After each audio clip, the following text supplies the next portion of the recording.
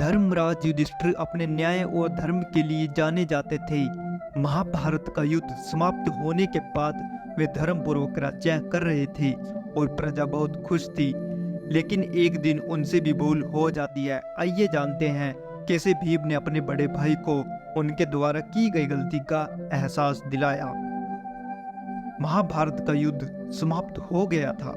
चक्रवर्ती सम्राट महाराज युधिष्ठिर अपने कर्तव्यों का निर्वहन करते हुए राज्य कर रहे थे।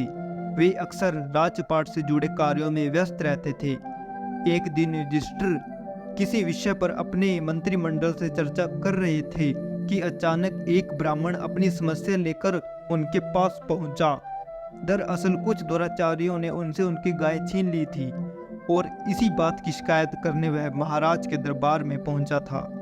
लेकिन अपने व्यस्त कार्यक्रम के चलते वह ब्राह्मण की बात नहीं सुन पाए। महाराज युधिष्ठिर ने उस ब्राह्मण से कहा, आज तो मैं काफी थक गया हूँ, आप कृपया कल सुबह आइएगा, आपकी सहायता अवश्य की जाएगी। इतना कहकर युधिष्ठिर वहां से चले गए।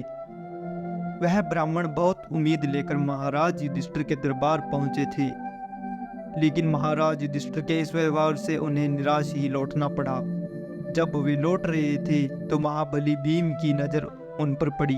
महाबली भीम ने ब्राह्मण देव को रोककर उनसे उदासी का कारण पूछा। तब उन्होंने सारी बातें भीम को बताई। भीम ने सारी बात सुनकर ब्राह्मण को आश्वासन दिया और कहा कि जल्द ही उनकी समस्या का समाधान हो जाएगा। भीम को अपने बड़े भाई के इस व्यवहार के बारे में जानकर बहुत आश्चर्य हुआ। फिर उन्होंने कुछ सोचा और फिर सैनिकों को पूरे नगर में ढोल नगाड़े बजाने का आदेश दे दिया। यह सब देखकर नगरवासियों ने भीम से पूछा कि आखिर ऐसा कौन सा अवसर है जो नगाड़े बजाए जा रहे हैं। भीम ने कहा, आपको नहीं पता, महाराज युधिष्ठिर ने काल पर विजय प्राप्त कर ली है और इसी अवसर पर ढोल नगाड़े बजाए जा रहे हैं। यह बात सुनकर युधिष्ठिर ने भीम को बुलाकर पूछा, यह सब क्या है भीम, मैंने काल पर विजय प्राप्त कब की?